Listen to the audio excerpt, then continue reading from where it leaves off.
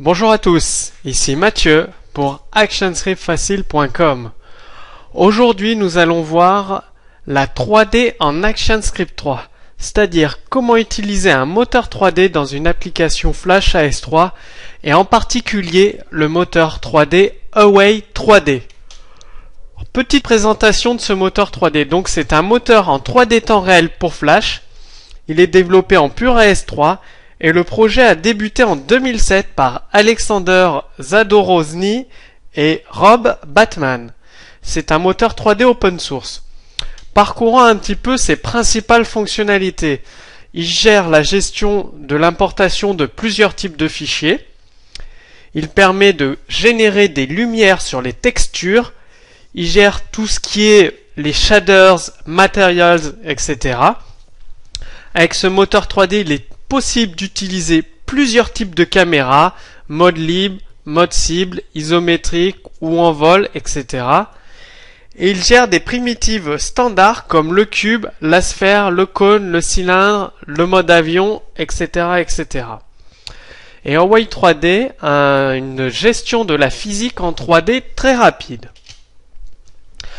Comme je vous le disais, il permet un import et un export dans plusieurs formats populaires. Il gère plus de 25 primitives utiles et une sélection des types de matériaux solides que vous pouvez facilement étendre. Ensuite, Away 3D offre plusieurs moteurs de rendu qui permettent une gestion des variables différentes en fonction de si on souhaite de la vitesse ou de la complexité dans nos animations. Il est en version 4 actuellement, donc avec une API ActionScript très solide et fixe finalement. Et la prochaine version va s'appuyer sur l'API Stage 3D Molehill.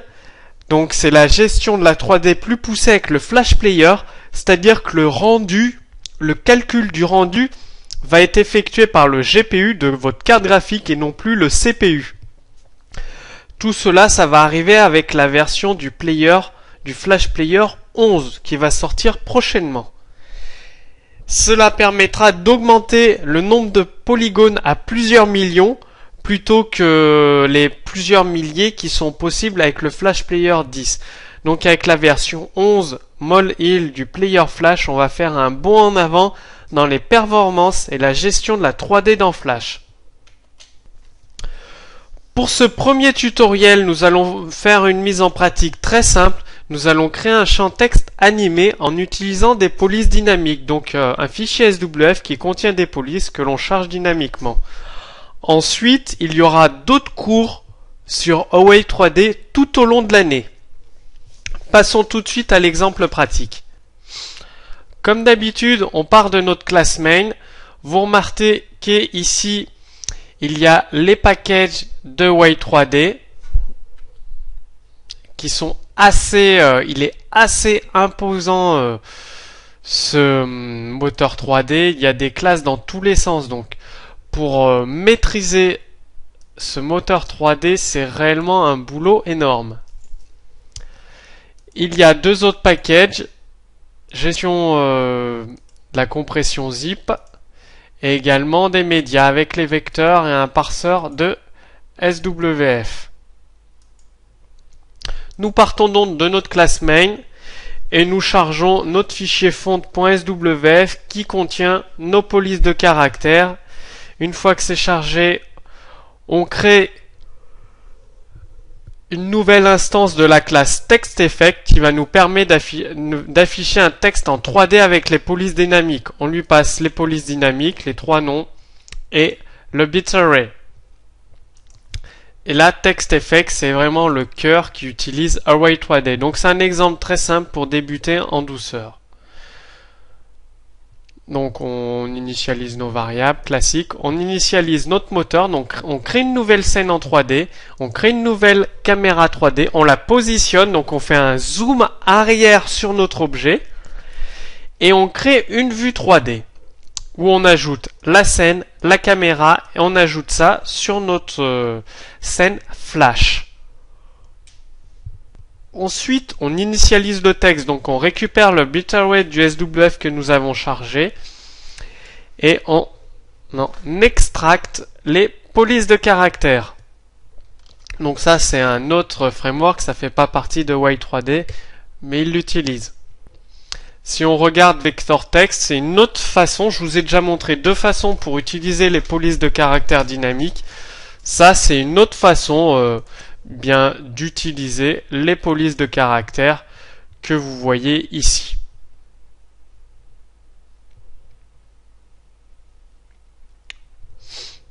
Avec le SWF Parser, donc c'est les classes que je vous ai parlé tout à l'heure dans ce package ViewMedia.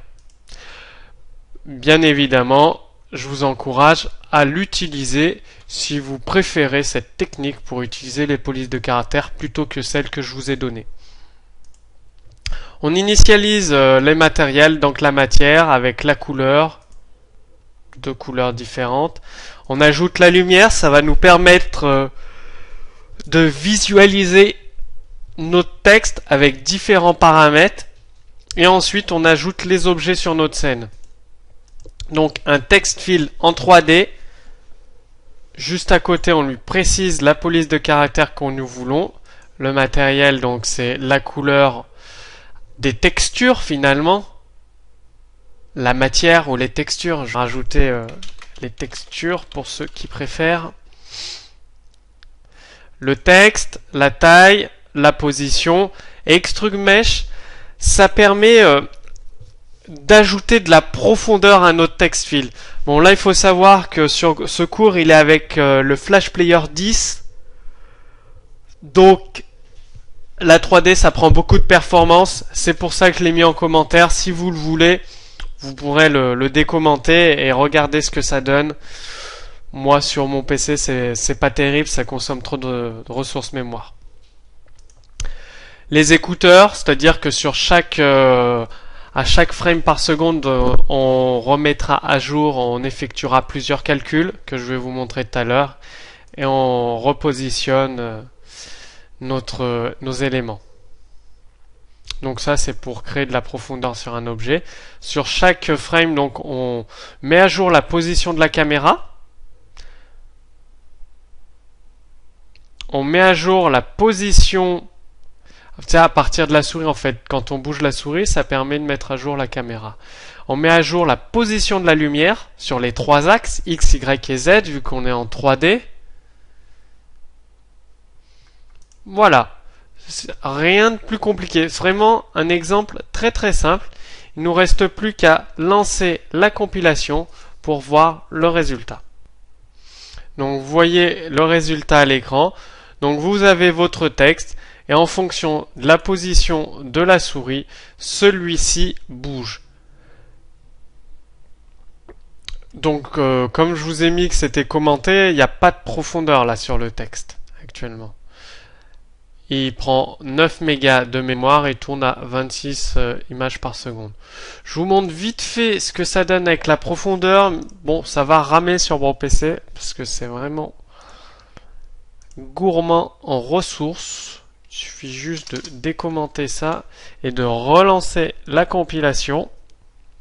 Je vous montre Monster Debugger, vous verrez l'utilisation des ressources mémoire et le FPS sera très très bas. Donc, comme vous le pouvez le voir, il y a donc la profondeur. Bon, comme je vous l'ai dit, ça rame. Et il y a notre texte avec la profondeur qui est gérée. Et tout ça en jouant sur la position de la caméra, le zoom, la scène 3D, ça nous permet d'avoir plus ou moins de profondeur sur notre texte.